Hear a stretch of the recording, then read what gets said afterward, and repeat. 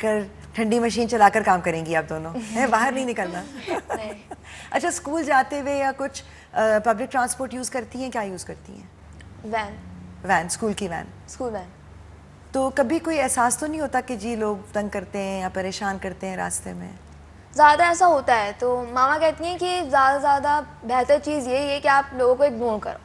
अगर कोई आपसे बदतमीज़ी कर रहा है या आपको कोई ऐसे देख रहा है तो बेहतर यही होता है कि आप इंसान को इग्नोर कर दो, पर इस बात आप वहाँ खड़े होकर लड़ो या आप भी उन्हें देखो, तो बेटर यही है कि आप उनको इग्नोर करो, तो वो ज़्यादा बेहतर रहेगा। आपने कभी सोचा, क्योंकि बहुत सारी आपने सुना होगा कि लोग कहते हैं जी ख़वातीन के ख़िलाफ़ तशद्दुद होता है, तो ये तशद्दुद होता क्या है?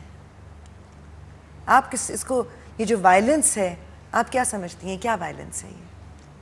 मुझे लगता है कि जो हमारे घर में काफ़ी ज़्यादा मेड रह चुकी हैं, एक्चुअली 11 सिस्टर एंड ब्रदर्स, तो उस लिहाज से ज़्यादातर 1-2 मेड्स पहले होती थी, अब नहीं होती। तो वो ज़्यादातर मिलने आती हैं तो वो यही बताती हैं कि मेरी बेटी की डेथ हो गई, उसे जला दिया, या मेरी बेटी के साथ ऐसा हो गया कि वो भाग गई, उसको मारा इतना। ज़्यादातर उनकी कहानियाँ ऐसी ही होती हैं क्योंकि वो लोग इतने एजुकेटेड नहीं हैं और ना ही उनके पास इतना कुछ आप है। समझती हैं सिर्फ एजुकेटेड जो लोग हैं वो ऐसा नहीं करते, बाकी करते हैं? नहीं, मैं ये भी सोचती हूँ एजुकेटेड लोग भी करते हैं, ऐसी बात नहीं है। आप क्या समझती हैं? अगर अवेयरनेस होगी तो नहीं करेंगे, और बहुत सारी ऐसी होती है कि वो उनके हस्बैंड भी बहुत ज़्यादा उन पे मतलब शक भी करते हैं और फिर वो मारते भी हैं। तो सिर्फ हस्बैंड ही शक करते हैं और मारते पीटते हैं? नहीं, औरतें भी करती हैं, ऐसी बात नहीं है। लड़कियों में भी ये चीज़ होती है कि वो शक करती हैं और नहीं, मैं हस्बैंड इससे कह रही हूँ कि सिर्फ हस्बैंड करते हैं या कभी भाई भी करते हैं, बाप भी करते ही हैं। सिर्फ मारपीट तशद्दुद है?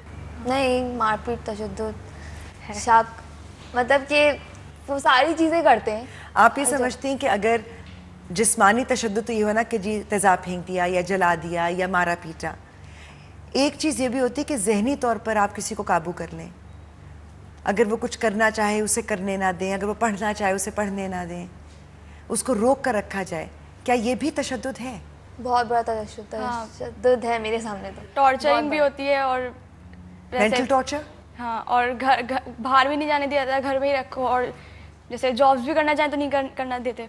मतलब कि अगर एक लड़की है, वो चाह रही है कि वो पढ़ ले, तो ज़्यादातर लड़कियों का ये एम होता है कि वो बड़े होकर कुछ बनेगी, मगर मैंने मेजॉरिटी देखी है कि मेजॉरिटी कहती है मैं बनूंगी, और वो बीच में ही आगे पता चलता है कि उन्होंने पढ़ाई छोड़ दी और उनकी शादी हो गई।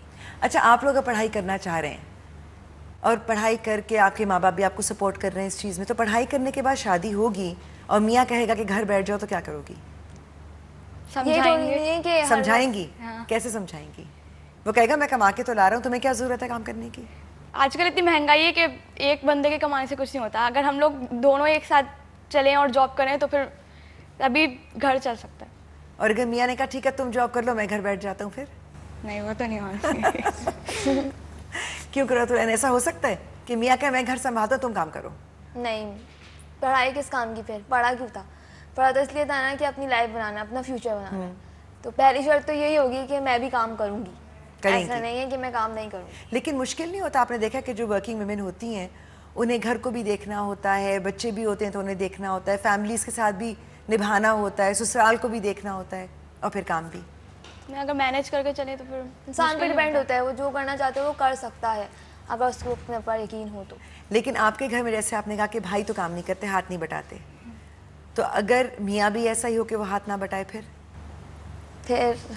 इतना तो होगा ना कि वो जॉब करते होंगे, जॉब वॉब, तो उस लिहाज से मैं बोल दूंगी कि वो जॉब करते हैं, मैं घर का काम करती हूँ, बात तो एक ही होगी।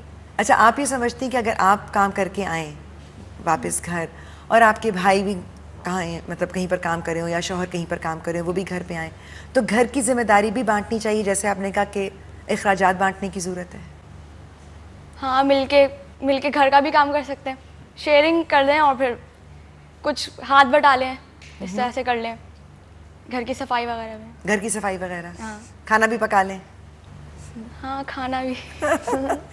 वैसे तो ये कहा जाता है कि दुनिया के बेहतरीन शेफ्स हैं तो वो भी मर्द हैं, बेहतरीन दर्जी हैं तो वही मर्द हैं, बेहतरीन स्टाइलिस्ट हैं तो वही मर्द हैं, मगर फिर भी ये काम ख़वातीन ही से करवाया जाता है।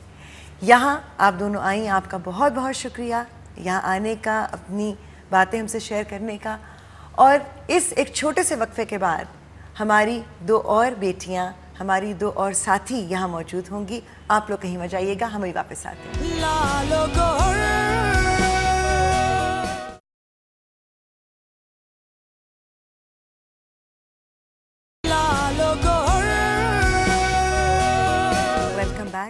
लालो गौहर में आप हमारे साथ शामिल हैं और अब हमारे साथ दो और मेहमान हैं।